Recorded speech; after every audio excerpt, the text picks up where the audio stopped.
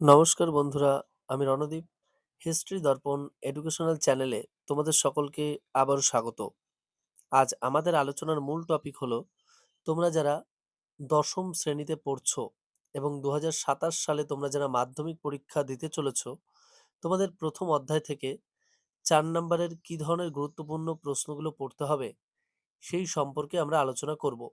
আমরা ইতিমধ্যে পূর্বেই কিন্তু তোমাদের খেলাধুলার ইতিহাস সম্পর্কিত যে আলোচনাটা সেটা কিন্তু আমরা করেছি। তা ওই প্রশ্নটা খুবই গুরুত্বপূর্ণ, তোমরা অবশ্যই পড়বে। আজ আমরা আলোচনা করব তোমাদের এই প্রথম অধ্যায় থেকে নারী ইতিহাস চর্চা সম্পর্কে। অর্থাৎ আমরা চেষ্টা করছি যাতে তোমরা খুব সহজেই, খুব অল্প প্রশ্ন পড়ে অধিকাংশ অধিকাংশ প্রশ্ন সহজেই কমন পেয়ে যাও এবং পরীক্ষায় লিখে আসতে পারো। তাই আমরা প্রতিটি অধ্যায় থেকেই তোমাদের খুব স্বল্প পরিমাণ এবং গুরুত্বপূর্ণ যে প্রশ্নগুলো শুধুমাত্র তোমাদের মাধ্যমিক পরীক্ষাতেই আসবে, সেই প্রশ্নগুলো সম্পূর্ণ বিস্তারিতভাবে আলোচনা করে দেব, যাতে তোমাদের সম্পূর্ণ ধারণাটা একটা ক্লিয়ার হয় এবং তোমরা সহজেই লিখে আসতে পারো। এবং আমরা চেষ্টা করছি তোমাদের পাঠ্য বইগুলো থেকে একটু আলাদা ধরনের ২-৩টে বই সাজেস্টিভ ভাবে নিয়ে আমরা একটা নোট মতো তৈরি করে তারপর আলোচনা করার চেষ্টা করছি, যাতে তোমরা সহজেই বহু তথ্য সমৃদ্ধ একটা নোটের মধ্যেই পেয়ে যাও। অর্থাৎ একটা ভিডিওর মাধ্যমেই তোমরা যাতে সহজেই লেখার মতো প্রয়োজনীয় তথ্য বা উপাদানগুলো তোমরা পেয়ে যেতে পারো, সেজন্যই আমরা এই আলোচনাটা করছি। তাহলে চলো, শুরু করার পূর্বে একটু বলি যে তোমরা যারা চ্যানেলে নতুন আছো অবশ্যই কিন্তু চ্যানেলটিকে সাবস্ক্রাইব করে নোটিফিকেশন অন করে রাখবে, আর বন্ধু বান্ধবদের মাঝেও শেয়ার করতে কিন্তু একদম ভুলো না। তাহলে চলো শুরু করা যাক আজকের দ্বিতীয় প্রশ্ন। অর্থাৎ প্রথম প্রশ্ন আমরা খেলাধুলার ইতিহাস ইতিমধ্যে আলোচনা করেছি পূর্বেই। তা আজকে আমরা আলোচনা করব নারী ইতিহাস চর্চা সম্পর্কে প্রথম অধ্যায় থেকে। দেখো, প্রশ্নটা এভাবে আসতে পারে যে নারী ইতিহাস চর্চা টিকা লেখো, অথবা নারী ইতিহাস চর্চা সম্পর্কে আলোচনা করো। তাহলে শুরু করা যাক। দেখো, নারী ইতিহাস চর্চা বিগত শতকগুলোতে তেমন গুরুত্ব দিয়ে আলোচিত হয়নি। অর্থাৎ বিগত শতক বলতে এখানে বোঝানো হচ্ছে 1970-এর আগে পর্যন্ত, অর্থাৎ 1960-এর দশক, সেই সময়ের কথা বলতে পারো তুমি। 1990 সালে পর থেকে নারী ইতিহাস চর্চার সূচনা হয়েছে। তবে এ প্রসঙ্গে একজনের একটা বিখ্যাত গ্রন্থ সম্পর্কে আমি বলি তোমাদের, তোমরাও খুব ভালো লাগবে তোমাদের, যে জার্ডা থার্নার বলে একজন আছেন। তার women are history, women have history, এই যে গ্রন্থটা তিনি লিখেছেন নারী ইতিহাস চর্চার, এটা মোস্ট ইম্পর্টেন্ট। এমনকি 1970 থেকে 1980 এই সময়কাল পর্যন্ত সময়কে কিন্তু বলা হয় নারী দশক, আন্তর্জাতিক নারী দশক হিসেবেও কিন্তু চিহ্নিত করা হয় 1970 থেকে 1980 সাল পর্যন্ত। বাংলায় নারী ইতিহাসের প্রাচীনতম কেন্দ্র হলো যাদবপুর, এবং যাদবপুর বিশ্ববিদ্যালয়ের অন্তর্গত মানবী বিদ্যাচর্চা কেন্দ্র বা স্কুল অফ ওমেন স্টাডিজ।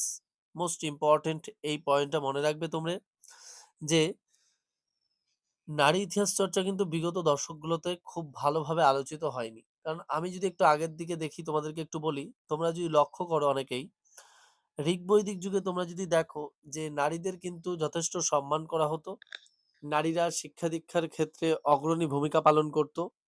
নারীরা প্রশাসনিক এবং সামরিক কাজে যোগদান করতে পারত। নারীরা স্বামীর পাশাপাশি যাগযজ্ঞে অংশগ্রহণ করতে পারত। নারীদের নিজস্ব মতামত প্রকাশের অধিকার ছিল। কিন্তু একইভাবে তোমরা যদি আবার পরবর্তী বৈদিক যুগে দেখো, সেখানে কিন্তু তোমরা দেখতে পারবে যে নারীদের কিন্তু অধিকারকে পুরোপুরি খর্ব করা হয়েছিল। নারীদের নিজস্ব বাক স্বাধীনতা ছিল না। নারীদের নিজস্ব কোনো অধিকার ছিল না। নারীরা ঘরের বাইরে বেরোতে পারতেন না। নারীরা শিক্ষা দীক্ষায় অংশগ্রহণ করতে পারতেন না। নারীরা অন্দরমহলেই থাকতে হতো। আর আধুনিক যুগেও যদি এসে দেখো তোমরা, অর্থাৎ আমরা আজকে যে নারী ইতিহাস চর্চার আলোচনা করছি, এখানেও কিন্তু দেখবে যে নারী ইতিহাস চর্চা কিন্তু বিগত দশকগুলিতে খুব বেশি গুরুত্ব পায়নি। 1970 সালের পর থেকেই কিন্তু নারী ইতিহাস চর্চার সূচনা হয়েছে, এবং 1970 থেকে 80 এই সময়কালকে কিন্তু আন্তর্জাতিক নারী ইতিহাস চর্চা বা নারী দশক হিসেবে কিন্তু আলোচনা করা হয়েছে। অর্থাৎ নারী ইতিহাস চর্চার ক্ষেত্রে আন্তর্জাতিক নারী দশক হিসেবে আলোচনা করা হয়েছে 1970 থেকে 80 সাল পর্যন্ত। আর এই প্রসঙ্গে নারীদের সম্পর্কে একটা বিখ্যাত গ্রন্থ লিখেছেন জার্ডা থার্নার। তার woman are history, woman have history এই গ্রন্থটা। আর আমরা যদি দেখি যে বাংলায় নারী ইতিহাস চর্চার প্রাচীনতম কেন্দ্র ছিল কিন্তু যাদবপুর বিশ্ববিদ্যালয়ের অন্তর্গত মানবী বিদ্যাচর্চা কেন্দ্র বা স্কুল অফ ওমেন স্টাডিজ। দেখো, আধুনিক ভারতীয় সমাজে নারীদের অবদান বিশেষভাবে স্মরণীয়। এই সময় নারীরা ঘরের যে কোণ আমি বললাম একটু আগে অন্দরমহলে থাকতো পরবর্তী বৈদিক যুগে, আর এই আধুনিক যুগে এসে কিন্তু নারীরা ঘরের কোণ থেকে বেরিয়ে বৃহত্তর সামাজিক ও রাজনৈতিক আন্দোলনে যোগ দিতে শুরু করে। দেখো, বিভিন্ন আন্দোলনে যোগ দিতে শুরু করে। তার মধ্যে অন্যতম আমরা জানি যে বিভিন্ন জাতীয় আন্দোলন, বিশেষ করে আমাদের স্বদেশী বিভিন্ন আন্দোলন রয়েছে। সেখানে আমরা দেখি যে নারীরা যোগদান করে। এরপর আমরা দেখি ১৯২০ সালে অসহযোগ আন্দোলনে নারীরা যোগদান করে। ১৯৩০ সালে আমরা দেখি আইন অমান্য আন্দোলনে নারীরা যোগদান করে। এমনকি ভারত ছাড়ো আন্দোলন যেটা ১৯৪২ হয়, সেখানেও কিন্তু জাতীয় আন্দোলনকে শক্তিশালী করার জন্য কিন্তু নারীরা সেখানেও যোগদান করেছিল। এছাড়াও আমরা লক্ষ্য করতে পারি যে নারীরা তাদের নিজের সামাজিক অবস্থার উন্নতির পাশাপাশি নারীদের শিক্ষার প্রসারের জন্যও কিন্তু তারা বিভিন্ন কার্যকলাপে অংশগ্রহণ করতে শুরু করে। কারণ প্রাচীন যুগে যদি দেখো যে অধিকাংশ নারীদের শিক্ষা-দীক্ষার কিন্তু অধিকার ছিল।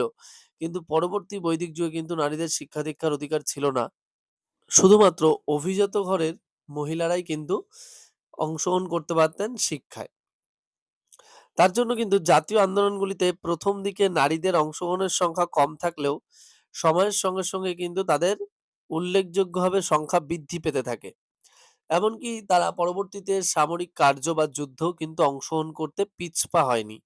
যেমন তার একটা উদাহরণ আমরা দেখতে পারি, ঝাঁসির রানী লক্ষ্মীবাঈ বা লক্ষ্মী স্বামীনাথন, যিনি কিন্তু সিপাহী বিদ্রোহে অংশগ্রহণ করেছিল। নারীদের এর পাশাপাশি আর্থ-সামাজিক অবস্থার উন্নতি হতে থাকে। নারীদের মধ্যে শিক্ষার প্রসার ঘটানোর জন্য একদল মহীয়সী নারীরা এগিয়ে আসে। কারণ যারা শিক্ষার সুযোগ বরাবর পেয়েছিলেন কিন্তু অপেক্ষাকৃত পিছিয়ে পড়া নারী সমাজ কিন্তু সেই শিক্ষার সুযোগ পায়নি। তাই তারাও যাতে খুব সহজেই শিক্ষার সুযোগ পেতে পারে সেজন্য কিন্তু এই ধরনের নারীরা কিন্তু এগিয়ে এসেছিলেন। আমরা এর পাশাপাশি আরেকটু লক্ষ্য করতে পেরেছিলাম যে উডের ডেসপ্যাচ যেটা ১৮৫৪ সালে ভারতের ম্যাগনা কার্টা বা ম্যাগনা সনদ বলা হচ্ছে। সেই উডের ডেসপ্যাচ ১৮৫৪ সালেও কিন্তু বলা হয়েছিল নারীদেরকে শিক্ষার অধিকার দিতে হবে এবং নারীদের শিক্ষা গ্রহণের জন্য বিদ্যালয় প্রতিষ্ঠা করতে হবে। সেটাই কিন্তু পরবর্তীতে এই আধুনিক যুগে কিন্তু বাস্তবায়ন হয়েছে। সে কিন্তু ১৮৫৪ সালে তার উডের ডেসপ্যাচে সেটা ঘোষণা করেছিলেন। সেটাও কিন্তু এই আধুনিক যুগে এসে বাস্তবায়ন হয়েছে।